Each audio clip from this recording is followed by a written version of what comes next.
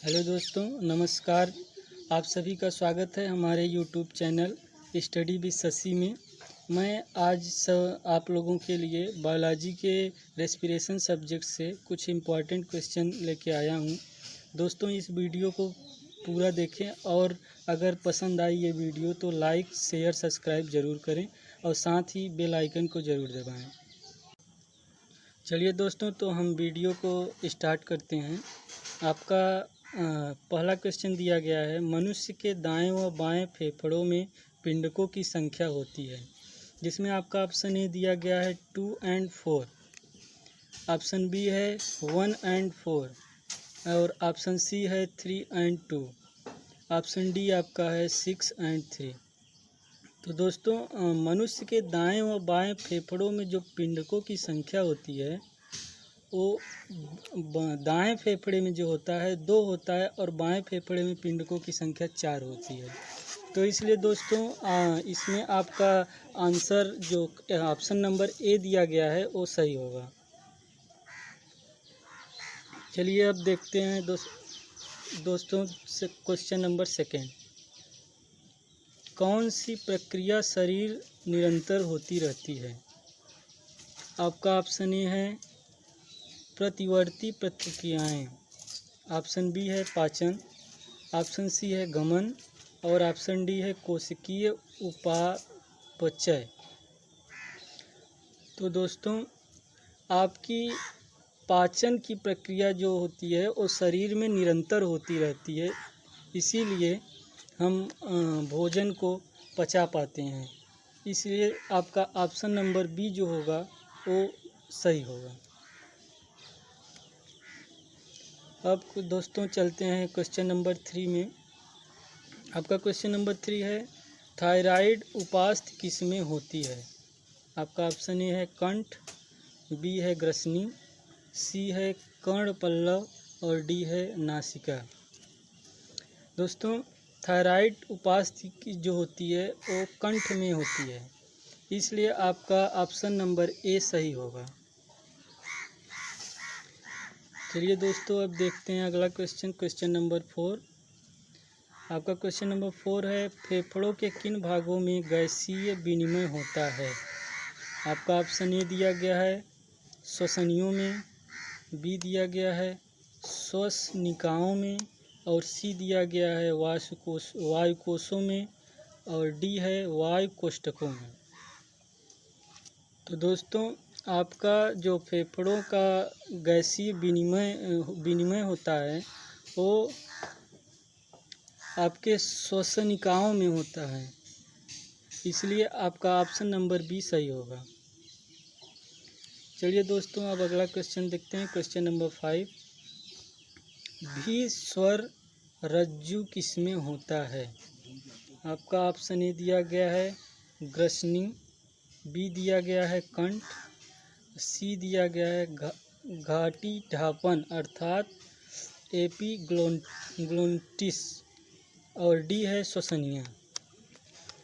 दोस्तों, आपका इसमें श्वसनिया ऑप्शन डी है ये सही होगा, क्योंकि जो भी स्वर रज्जु पाया जाता है वो श्वसनियों में होता है, इसलिए आपका ऑप्शन डी सही होगा। दोस्तों, चलिए देखते हैं आपका अगला क्वेश्चन नंबर 6। आपका 6 नंबर क्वेश्चन है, स्वर रज्जु मुख्यतः बने होते हैं। आपका ऑप्शन ए दिया गया है हड्डी के, बी दिया गया है उपास्थि के और सी दिया गया है लचीले तंतुओं के और डी दिया गया है कोलेजन तंतुओं के। तो दोस्तों, आपका जो स्वर रज्जु मुख्यतः हड्डी के बने होते हैं, इसलिए इस क्वेश्चन में आपका ऑप्शन नंबर ए सही होगा। चलिए दोस्तों, अब देखते हैं अगला क्वेश्चन नंबर 7। जी, आपका क्वेश्चन नंबर 7 जो है दिया गया है, किसके जारण में CO2 की खपत और CO2 की मुक्ति बराबर होगी? आपका ऑप्शन नंबर ए दिया गया है ग्लूकोज, बी दिया गया है कार्बनिक अम्ल, सी दिया गया है वसा और डी दिया गया है सुक्रोस। दोस्तों, सुक्रोस के जारण में O2 और CO2 की खपत की जो मुक्ति होती है वो बराबर होती है, इसलिए आपका ऑप्शन नंबर डी सही होगा। चलिए दोस्तों, अगला क्वेश्चन देखते हैं। क्वेश्चन नंबर 8 पे आपका क्वेश्चन नंबर 8 दिया गया है, ऑक्सीकरण तथा वसा उपापचय में महत्वपूर्ण पदार्थ हैं। आपका इसमें ऑप्शन ए दिया गया है पायरूबिक अम्ल, बी दिया गया है ग्लूकोज, सी दिया गया है एसिटिल सह एंजाइम ए और डी दिया गया है CO2 यानी कार्बन डाइऑक्साइड। तो दोस्तों, क्वेश्चन 8 का जो सी ऑप्शन होगा वो सही होगा, क्योंकि ऑक्सीकरण तथा वसा उपापचय में जो महत्वपूर्ण पदार्थ होते हैं वो एसिटिक सह एंजाइम ए होते हैं, इसलिए आपका ऑप्शन डी का सी वाला ऑप्शन सही होगा। अब चलिए देखते हैं क्वेश्चन नंबर 9। आपका क्वेश्चन नंबर 9 जो दिया गया है, किस प्रक्रिया या पदार्थ के माध्यम से ग्लूकोज से अधिकतम ऊर्जा प्राप्त होती है। दोस्तों, आपका ऑप्शन ए दिया गया है एल्कोहली विश्लेषण, बी दिया गया है वसा उपापचय, सी दिया गया है लैक्टिक अम्ल और डी दिया गया है क्रेब्स चक्र। दोस्तों, इस क्वेश्चन का जो ऑप्शन बी है ये वसा उपापचय ये सही होगा, क्योंकि जो वसा उपापचय होती है प्रक्रिया या पदार्थ के माध्यम से ग्लूकोज की सबसे ज़्यादा अधिकतम मात्रा में ऊर्जा प्राप्त होती है, इसलिए आपका ऑप्शन बी सही होगा। दोस्तों, चलिए देखते हैं क्वेश्चन नंबर 10 को। मनुष्य को ऊर्जा के लिए कार्बोहाइड्रेट की आवश्यकता होती है जिन्हें वह प्राप्त कर सकता है। पहला नंबर है मंड से, सेकंड नंबर है सेलुलोज से और थर्ड नंबर है दोनों से, और आपका लास्ट ऑप्शन जो दिया गया है इनमें से कोई नहीं है। दोस्तों, मनुष्य ऊर्जा के लिए कार्बोहाइड्रेट की जो आवश्यकता होती है उन्हें सेलुलोज से प्राप्त कर सकता है, इसलिए आपका ऑप्शन नंबर बी सही होगा। चलिए दोस्तों, अब देखते हैं आपका नेक्स्ट क्वेश्चन 11 नंबर जो आपका दिया गया 11 नंबर क्वेश्चन जो है, जैव ऑक्सीकरण में ऊर्जा किस रूप में बनती है। आपका फर्स्ट ऑप्शन जो दिया गया है ADP, सेकेंड ऑप्शन दिया गया है ATP और सी ऑप्शन जो दिया गया है लैक्टिक अम्ल और डी दिया गया है ग्लूकोज। दोस्तों, जैव ऑक्सीकरण में जो ऊर्जा बनती है वो ADP के रूप में बनती है, इसलिए आपका इस क्वेश्चन का ऑप्शन नंबर ए सही माना जाएगा। चलिए दोस्तों, अब देखते हैं आपका नेक्स्ट क्वेश्चन 12 पे। आपका 12 नंबर क्वेश्चन दिया है, किसके विखंडन से जैव ऊर्जा सुगमता से मिल जाती है। दोस्तों, आपका ऑप्शन ए है ADP, बी है ग्लूकोज, डी है ATP और डी है NAD। दोस्तों, आपके NAD की सुगमता से जो जैव ऊर्जा का विखंडन मिल जाता है, इसलिए आपका ऑप्शन डी सही माना जाएगा। दोस्तों, आपका जो 13 नंबर क्वेश्चन दिया गया है, श्वसन दर किस समय सबसे कम होगी।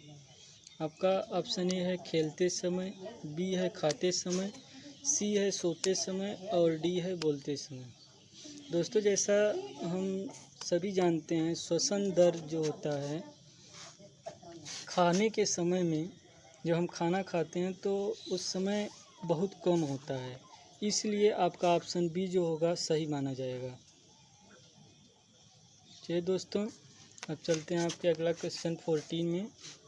आपका 14 नंबर क्वेश्चन जो दिया गया है वो है, अंतः श्वास की वायु में ऑक्सीजन की मात्रा होती है। आपका ऑप्शन ए है 4%, बी है 79%, सी है 16% और डी है 21%। दोस्तों, आपके अंतःश्वास की वायु में ऑक्सीजन की मात्रा जो होती है 21% होती है, इसलिए आपका ऑप्शन डी जो होगा सही होगा। चलिए दोस्तों, देखते हैं आपका अगला क्वेश्चन 15 नंबर। आपका 15 नंबर क्वेश्चन है, मानव में हीमोग्लोबिन के एक अणु से O2 के कितने अणु बंध सकते हैं? आपका ऑप्शन ए दिया गया है 4, बी दिया गया है 2, सी दिया गया है 3 और डी दिया गया है 6। दोस्तों, मानव के हीमोग्लोबिन के एक अणु से O2 के दो अणु बंध सकते हैं, इसलिए आपका ऑप्शन नंबर बी जो होगा सही होगा। चलिए दोस्तों, देखते हैं आपका अगला क्वेश्चन नंबर 16। कार्बोहाइड्रेट का RQ आपका ऑप्शन ए है A1, बी है 0.8, सी है 0.5 और डी है 1.5। दोस्तों, कार्बोहाइड्रेट का जो RQ होता है वो 0.8 होता है, इसलिए आपका ऑप्शन नंबर बी सही होगा।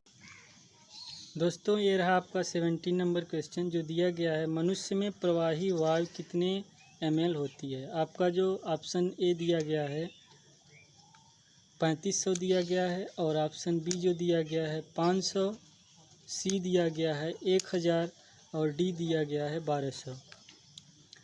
दोस्तों, मनुष्य में प्रवाही वायु जो होता है वो 500 ml होती है, इसलिए आपका ऑप्शन बी इसमें सही माना जाएगा।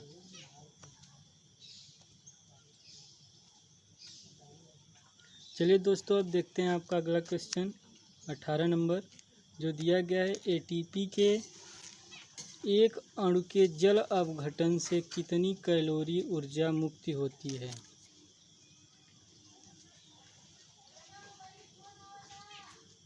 आपका ऑप्शन ए जो है दिया गया है 6,86,000। ऑप्शन बी जो है आप दिया गया है 2,77,400। ऑप्शन सी जो दिया गया है 7,300 और ऑप्शन डी जो दिया गया है 73। दोस्तों, ATP के एक अणु में जो जल अपघटन से कैलोरी ऊर्जा की जो मुक्ति होती है वो सिर्फ 73 होती है, इसलिए आपका ऑप्शन नंबर डी जो होगा सही माना जाएगा। चलिए दोस्तों, अब देखते हैं आपका लास्ट का सेकंड क्वेश्चन आपका 19 नंबर। दोस्तों, इसमें दिया गया है सामान्य स्वस्थ रुधिर की 100 ml मात्रा में O2 की मात्रा होती है। आपका ऑप्शन नंबर ए दिया गया है 40 ml, बी दिया गया है 10 ml, सी दिया गया है 20 ml और डी दिया गया है 30 ml। दोस्तों, इसमें जो आपका ऑप्शन नंबर सी है जो 20 ml है ये सही माना जाएगा, क्योंकि सामान्य श्वास रुधिर की जो 100 ml मात्रा में O2 की जो मात्रा पाई जाती है वो 20 ml पाई जाती है, इसलिए आपका ये ऑप्शन नंबर सी सही हो। चलिए दोस्तों, देखते हैं अब आपका लास्ट क्वेश्चन नंबर 20। इसमें दिया गया है क्रेब्स चक्र का प्रारंभ किससे होता है? आपका जो ऑप्शन ए दिया गया है ग्लूकोज, बी दिया गया है एसिटिक अम्ल, सी दिया गया है पायरुविक अम्ल और डी दिया गया है सिट्रिक अम्ल। दोस्तों, इसमें आपका ऑप्शन सी जो है पायरुविक अम्ल ये सही माना जाएगा, क्योंकि क्रेब्स चक्र का जो प्रारंभ होता है इसी पायरुविक अम्ल से होता है। दोस्तों, यहाँ पे आपका ये रेस्पिरेशन का जो इम्पोर्टेंट क्वेश्चन हुआ समाप्त हुआ। दोस्तों, अगर ये वीडियो आपको अच्छी लगी तो लाइक शेयर सब्सक्राइब ज़रूर करें और थैंक यू फॉर वाचिंग। जय हिंद, जय भारत।